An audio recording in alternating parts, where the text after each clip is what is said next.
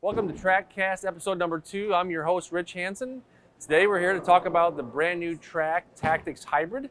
We're here at Texas Star Lanes in Las Vegas, Nevada, and I have a special guest with me, Dom Barrett, today.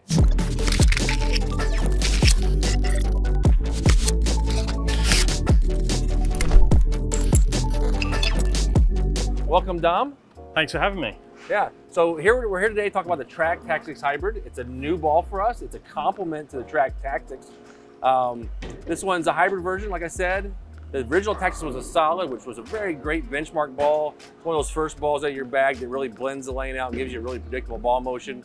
I know you guys use that ball a little bit. You like to see balls that maybe sometimes are a little bit stronger, but the Tactix, how did you see that ball roll for you when you had that ball? Well, compared to the Tactix, this hybrid's definitely faster. It gives me a little bit more mid lane. I can actually get it into like the traction part where I can make it a bit quicker in the mid lane, so I actually create more angle. So that's really what I see, and it gives me a few more options than the Tactix. I'm not a guy with a super high rev rate and one-handed, use my thumbs. So on tour, the Tactix can be a little slow, but this Tactix hybrid is going to fill that gap perfectly. Okay, so why don't you go throw a few shots, and we'll talk about what we see on the lanes and how the lanes transition and so forth. But you know, we're gonna give you 10 minutes today of the episode. So sit back, watch, and I hope you enjoy it. If you have any questions, please post them below and we'll answer them the best we can for you. So I'm starting off with the Pindown one. I like that one. At the moment, this pair is hooking quite a bit. Yep. So I want it to a little bit lower diff for the drilling, a little bit slower. Going to allow me to stand a bit more in the dry. So you've got two layouts. You've got a pin up that's about 5 inches to your axis. Yeah, that's right. And you got a pin down the same distance? Very similar, yeah, maybe 4 and 15/16 or something. Okay. So, you know, pin up always has a tendency to want to increase differential. Pin down kind of decreases the differential. So throw that pin up one. I know that one's gonna be a little more responsive down lane. We can see what that does and we can adjust from there. So I'm gonna move 2 or 3 left anyway. Okay. And go from there. You do what you do.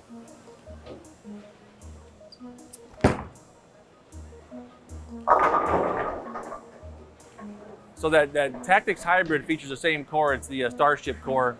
It's a medium RG, higher differential. It's 51 and a 15-pound ball. So it's going to rev up pretty quick and create a good amount of flare potential, so we can see a good change direction and continuation down lane. It is asymmetric, so that helps give it an enhancement down lane on the motion. As you can see, that one there really picked up. You caught a little extra of it. Caught it and missed it, and it's not normally a good sign, but I still hit the pocket almost. That's my go-to. I catch more of it. So go ahead and throw another shot and try and make this a good one. Yeah, give it a little more room and see what it does.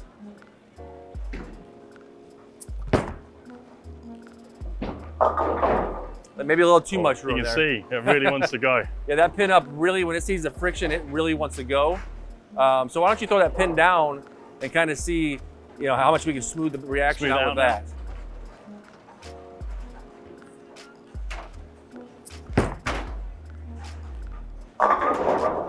Definitely much smoother. So right there alone, going same pin distance to your axis, but one pin up and down, there's probably 5 bores difference in reaction down lane when it sees the friction.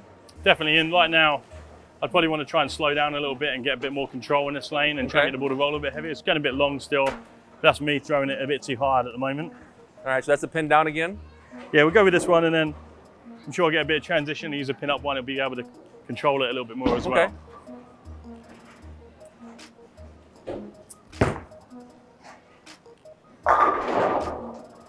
Yeah, that one you can get in a little friction and it doesn't really come off as hard. It's still got a good move down lane, but the pin down helps smooth it out a hair. Yeah, much smoother. You can really see it all the way to the pocket, still trying to get up that hill, doing the right thing through the pins, driving through the pins because it's not done. All right. One more of this one? Yeah, one more shot. Now the cover stock on this is a QR9 hybrid. This is the same cover that was on the blue Tactix, but in a hybrid polished version. A lot of track fans may not realize it. This is actually the same cover stock that was on the original Blue Paradox, which was a phenomenal ball. It won four times, I think, on the ladies tour that year it came out. I know you guys use that original Blue Paradox a lot, the Black Paradox. So we're picking that same great performing cover stock on this Starship core. So it just makes it a very good combination, and you're gonna have a good performance no matter who drills it, you know. Definitely trying to get that shell, you know, a little bit stronger. It's big on tour because we bowl on so much oil. Yep.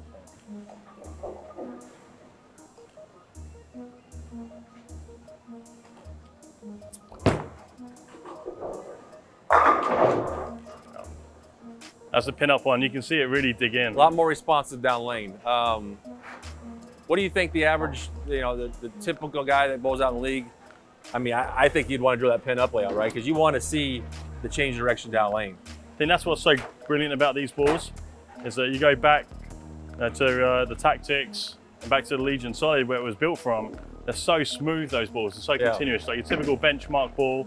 I know we say that a lot when we talk about bowling balls like this, but they're so easy to control. So for me right now, I want to create a little bit more angle. So definitely that higher pin layout. So I get the differential just increased a little bit more. So I can get the ball to really kind of get end over end down lane, but it's still going to have that, that big arc before it does that. So the average, for the typical bowler, definitely recommend the Pinup layout. Everybody wants to see the ball change direction down lane. There where you got in a little deeper with it, you could really get it around the lane. That Pinup layout is going to let you chase the pattern a little further left. But vice versa, if you're a bowler, have a little bit slower ball speed and the lanes have a tendency to hook a little more, that's where that pin down layout would probably be really perfect for you, is because you're going to be able to control the lane a little bit better. Still give you a good length, but it's when it comes off the pattern, it's going to be much more predictable and smoother. And that's what we mean when we're talking about benchmark balls. We're talking about that versatility, talking about the, almost that one ball fits all. So, you don't need to do much with the layouts to make these balls good. They're already great, but you can make them so, versatile and create so many different shapes with them. You can tell by the way that I've thrown these two, one up, one down, and they create two completely different shapes. Sure. Now, which balls currently what's your main arsenal you have in your bag? You carry a black Paradox pretty much everywhere you go. What else do you carry in your bag? Yeah, Precision Solid, black Paradox, and kind of going down from there. So there is a bit of a gap underneath that Tactix or around that Tactix where the Tactix is so smooth. And this will fit that perfectly for me. Yeah, and recently we just launched that Heat Lava. So that's a ball that this is going to fit perfect between, like, say, your Paradox, your Precision Solid, and that Heat Lava. Your Heat Lava is a shiny symmetrical. It's clean. It's very continuous in the back end. You have your big asymmetrics that pick up. This gives you that in-between ball reaction and lets you, when you get that transition, this is a bright ball to go to help blend it out until the lane gets more defined spot.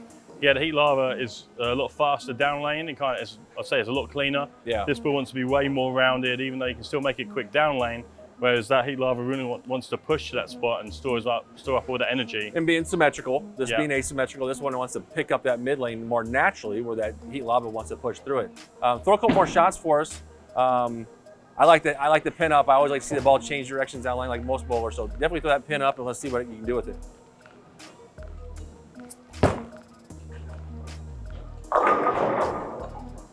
You're testing the limits on that one. Got that one out there pretty good. Well, you make the good bowling balls and I don't have to do that much more, do I?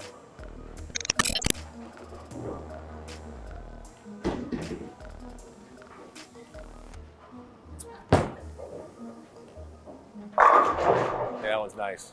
And typically I don't strike a lot on house shots, so. That's funny too. Doing me a favor. Whenever we get you guys on house shots, it's like you're not used to that massive wet dry to the right and wet in the middle. But this one kind of helps blend that out a little bit and you don't see it as much as you would typically see. Yeah, definitely. I'm throwing it all over the place right now and it's okay. Normally when I'm bowling a house shot, I struggle with the defined dry and the defined oil, and this is blending it out really well. Yeah, okay.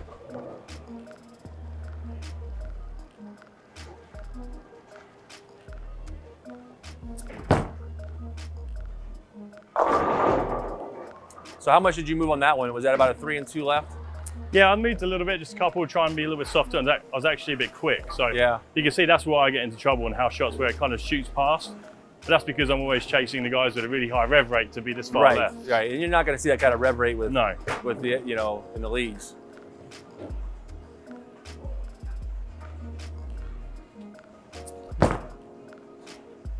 That's right. Much better shot. Yeah, there we go. That one I really made sure I got it going to the right and trying to blend out that friction. Yeah. Okay. So, I mean, what kind of patterns? I know you guys don't bowl on league shots, but on tour, is there any certain patterns you think you're going to be using this ball more often on than others? Well, we bowl on, if you go back to the beginning part of this year, a lot of beat up surfaces. So even though there's a lot of oil in the lane, sometimes you can't always use the big ASIMs because you can't get the ball through the front part of the lane. And you got to get out of them pretty quick. You might go one game or two, but yeah. And we still, they play a huge part in what we do on tour.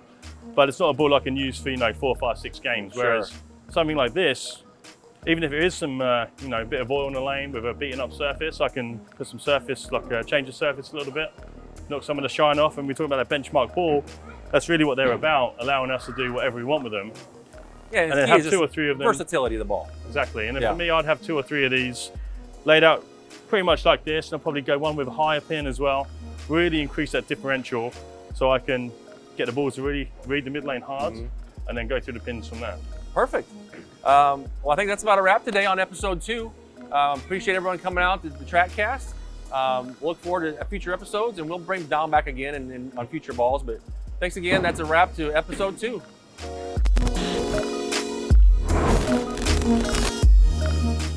All right, so you just finished watching episode 2. I had a special guest with me this week, Dom Barrett. It's always a pleasure having him on. We talked about the brand new Tactix Hybrid today. Don't forget to subscribe to our YouTube channel. And if you want more information on the Tactix Hybrid, go to trackbowling.com. And don't forget, August 13th, this comes out to your local pro shop, so make sure you're there and you pick one up, all right?